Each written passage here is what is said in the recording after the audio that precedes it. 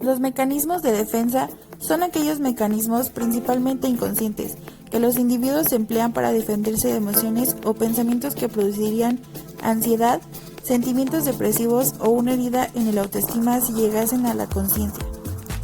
Los mecanismos de defensa son una parte íntegra del funcionamiento psíquico de todo individuo y solo se les considera patológicos cuando se abusa de ellos o cuando son demasiado rígidos. Existen muchas clasificaciones de los mecanismos de defensa. Aquí nos basaremos en el libro del diagnóstico psicoanalítico de M.C. Williams 2011, que son los que se presentan a continuación.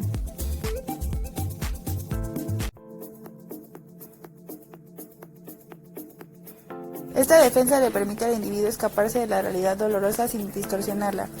Suele generar malentendidos de la interpretación de la realidad.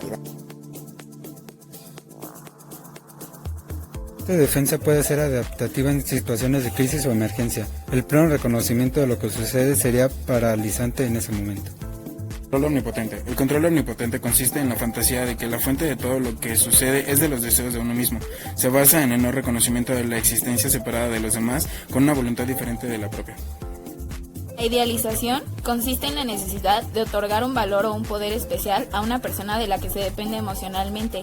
La desvalorización expresa la frustración sentida cuando la realidad desmiente la idealización. Todo amor tiene una semilla de idealización.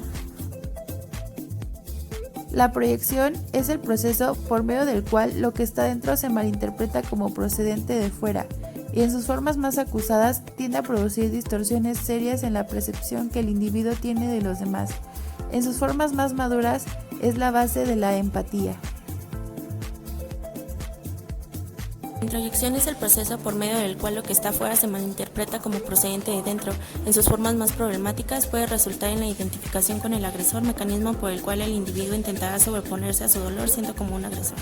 La disociación es una manera de desconectarse de la experiencia actual, a veces creando otra representación de uno mismo, para poder continuar existiendo en un momento excesivamente doloroso.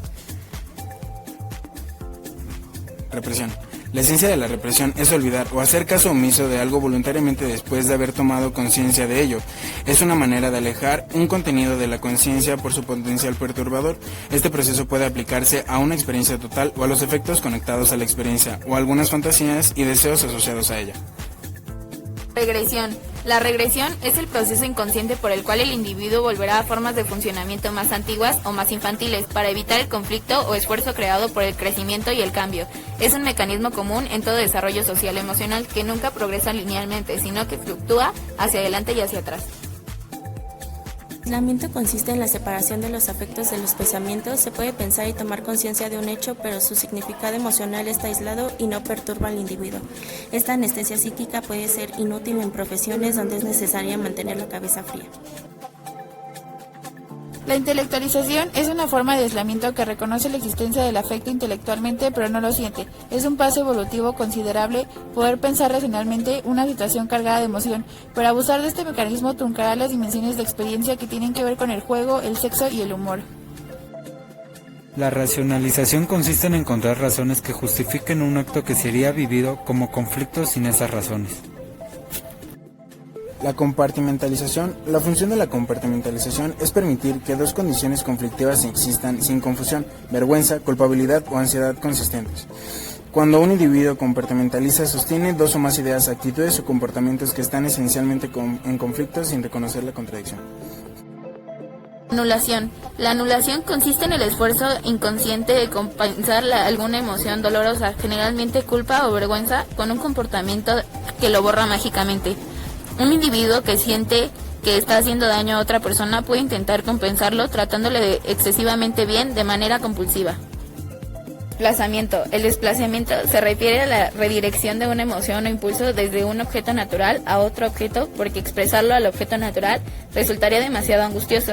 El desplazamiento permite que se descarguen cantidades de afecto de una dirección menos peligrosa que la original o bien que está permitida socialmente. La formación reactiva consiste en transformar una emoción o un impulso en lo contrario. El odio será transformado en amor, la envidia en gratitud, etc. Aquellos individuos que temen mucho sus emociones agresivas y tienen dificultades para diferenciar entre pensar y hacer tenderán a usar formaciones reactivas para protegerse.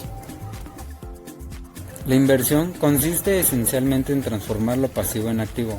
En lugar de que el individuo se sienta como pasivamente objeto de una situación dolorosa, la invierte y se convierte en el sujeto activo de ella. La actuación tiene una relación íntima con la inversión para actuar algo que en la realidad es intolerable a nivel mental y emocional. Actuando algo, el individuo puede preservar su sentimiento de capacidad y a la vez evacúa una emoción dolorosa. Sublimación consiste en encontrar una satisfacción derivada y adaptada de aquellos impulsos que no pueden ser exteriorizados directamente por las prohibiciones sociales. La ventaja de la sublimación es que permite la descarga, desplazada y transformada, del impulso en lugar de luchar contra él. Formación de compromiso. Consiste en una deformación de lo reprimido, que puede manifestarse de tres formas: en los sueños, en los síntomas y en ciertas producciones artísticas. Identificación con el agresor.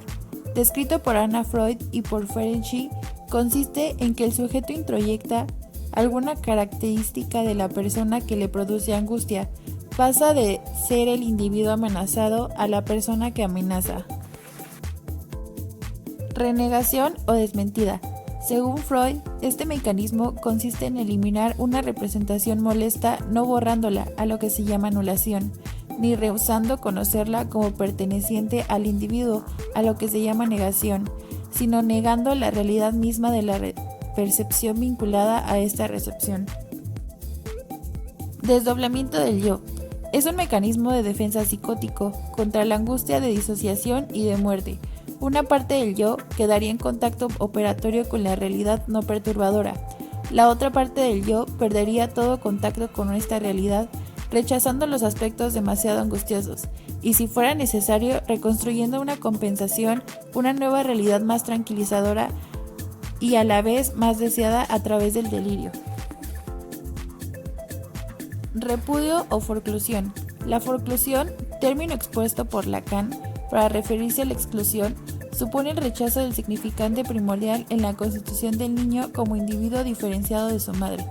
Esto condena al niño a no constituirse como sujeto dentro del universo lingüístico preexistente y lo predispone a la psicosis.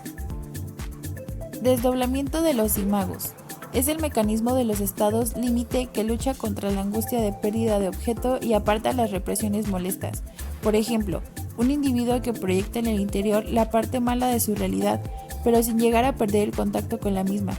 La decisión no llega a implicar una pérdida de contacto con la realidad. La transformación de la pulsión en lo contrario. Consiste en la transformación del fin de la pulsión en su contrario. Se transforma el fin de la pulsión, no el objeto mediante el que se satisface. Por ejemplo, si una pareja abandona a otra, el amor que sentía hacia esa persona se transforma en odio. Hacia el mismo objeto al que se sentía amor, ahora se siente odio. La pulsión se ha transformado, pero el objeto que es hacia la expareja no.